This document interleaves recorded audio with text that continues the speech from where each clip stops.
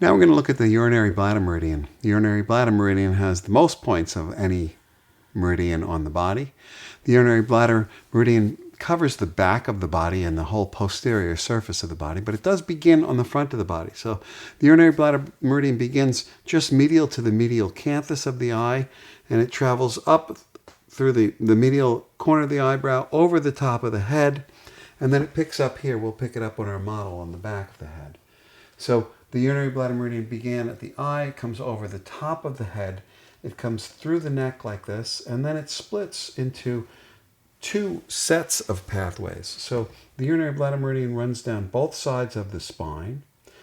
So there is a left and a right side, but even at that, there are two pathways on either side of the spine. So we actually have 4 lines traveling down the back of the body, 4 lines coming through the butt, and then coming together again at the knee. And then 1 line continues down the back of the calves, and then the urinary bladder meridian comes to the outside of the foot and comes along the lateral border of the foot, ending at the pinky toe. So we will take a look at these points a little bit individually. We'll look at the points on the front of the face, and then we'll come to the back of the head and look at these points in a little bit more detail. Bladder 1, which is actually quite an important point, is very close to the eye, but not actually in the eye. There are a couple of different ways to needle bladder 1. Bladder 1 is located just medial to and just superior to the inner canthus, so we find it right here. Now, when I'm going to needle this point, I generally will take the insertion tube and place it against the side of the nose and tell the person this is very close to the eye, but it's actually on the side of the nose. Can you feel that pressing against the bone? And when they say yes, then I tap it in, and we just give it a little bit of a twist. It's a very strong point, and the person generally feels the chi stagnation the chi sensation go around the eye one way or the other, and it also usually causes tearing in the eye. And patients oftentimes will, it's startling at first, but once we've done that point, they'll oftentimes ask that we needle the one on the other side because the eye feels so good when we're done. So it's a very powerful point, and not one to be shied away from, but to just be needled cautiously. Urinary bladder 2, or bladder 2, is located at the medial end of the eyebrow. So it's directly above bladder 1 at the level of the eyebrow, and is also a very good point for eye problems, just about anything: red eyes, burning eyes, itching eyes, watery eyes. Bladder 1, I think, is a better point, but bladder 2 is a good point as well. Then we come up into the hairline, and we hit bladder 3 and bladder 4, 5, 6, 7, and 8, and bladder 9 on the back of the head. These points are uncommonly used. The next point we'll take a look at is bladder 10, and we'll find that on the back of the head. So as we come over the back of the head, we come to bladder 10. Bladder 10, I like to locate it in relationship to gallbladder 20. So gallbladder 20 is between the sternocleidomastoid and the trapezius, just under the occiput. If we move about 1 cun medial and about 1 cun inferior, we come to bladder 10, which is described as being 1.3 cun lateral to the midline at due 15. But I think the easiest way to find it is to find gallbladder 20 and then slide into bladder 10. And you'll find that your fingers also naturally stop at urinary bladder 10.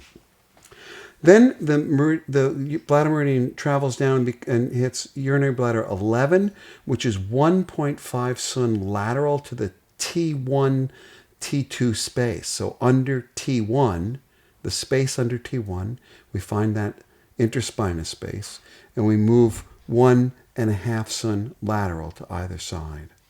And the bladder meridian then travels down, bladder 11, 12, 13, 14, 15, 16, at almost every interspinous space. We do skip an occasional space, but we travel all the way down urinary bladder 23, 24, 25, 26, 27, 28, 29, 30, 31, 32, 33, 34, and 35. And then it moves out into the buttock and moves down to the knee, where it goes down to bladder 40. We'll look at those points in just a few minutes. But then it comes back up And at bladder 41, we are again at the same level as urinary bladder 11, and we move down a second bladder line. So there are 4 lines running down the back of, there are 5 lines if we consider the due meridian as well. The due meridian is in the center. 1.5 sun lateral is the first bladder line, and 1.5 sun lateral to that is the second bladder line. So we have 2 bladder lines on either side of the due meridian covering the entire back. So the urinary bladder meridian is very useful for back pain, for releasing the paraspinal muscles, and for many other disorders. Each of these points, or almost each one of these points on the first bladder line, and when we say the first bladder line, we mean the one closest to the due meridian, closest to the midline, is a back shoe point, or back kind of a controlling point for a different organ in the body. So these are all very important points. Remember, when we're needling points on the upper part of the back, we're always going to needle at a transverse or a transverse oblique angle, so that we make sure that we can avoid the pleural space.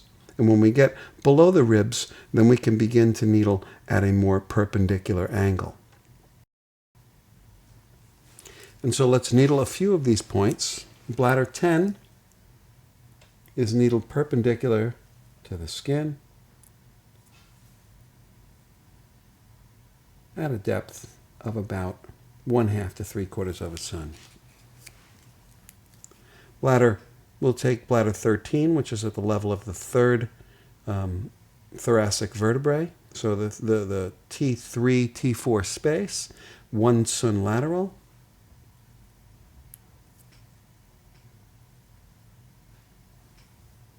If we wanted to needle the second bladder line point, it would be just level with the medial border of the scapula and would be needled right here. Bladder 23 we can needle. Remember, due 4 is at the lowest point on the lower back. It's the Mingmen, or the gate of life point. It tonifies the kidneys, and urinary bladder 23 is the back shoe point of the kidneys. So also quite a common point to be needled. Bladder 23, 1.5 sun lateral to due 4, the L2, L3 space, and this one can be needled directly in because we're well below the level of the lungs.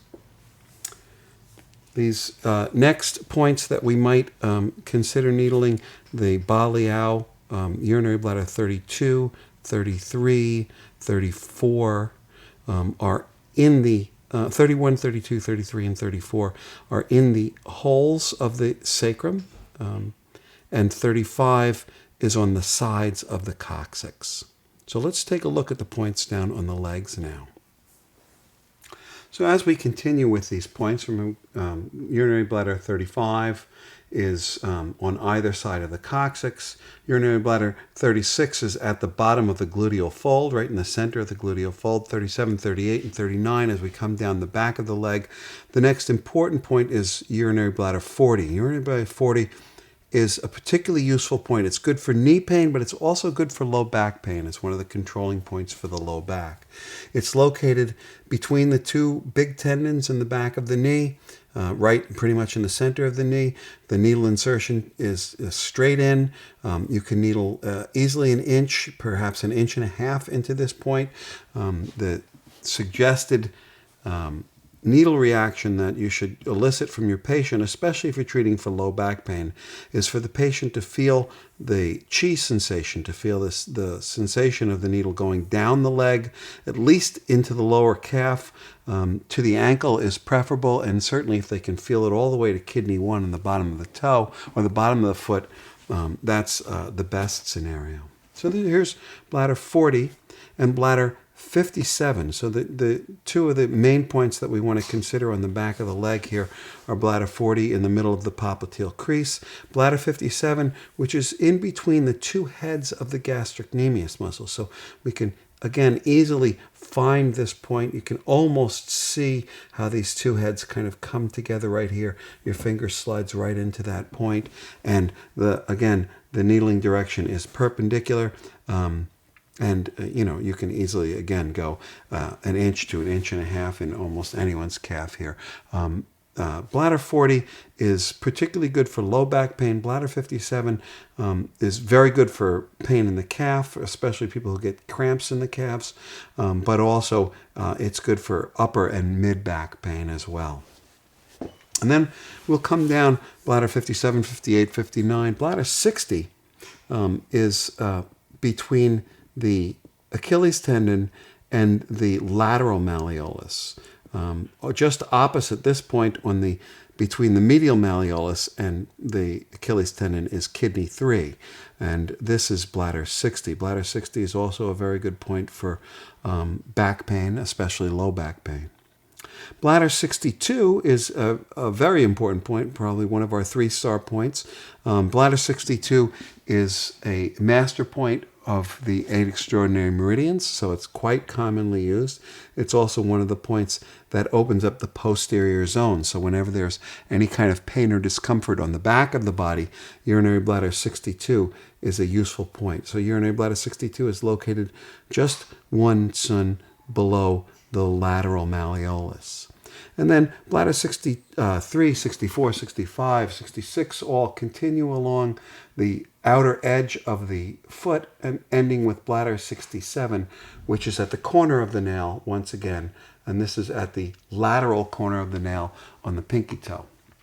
Taking a few drops of blood from bladder 67 will often open up the hamstrings if there's tightness in the hamstrings or if there's pain anywhere along the bladder meridian. All right, well, I think that's the bladder meridian. We'll move on to the next.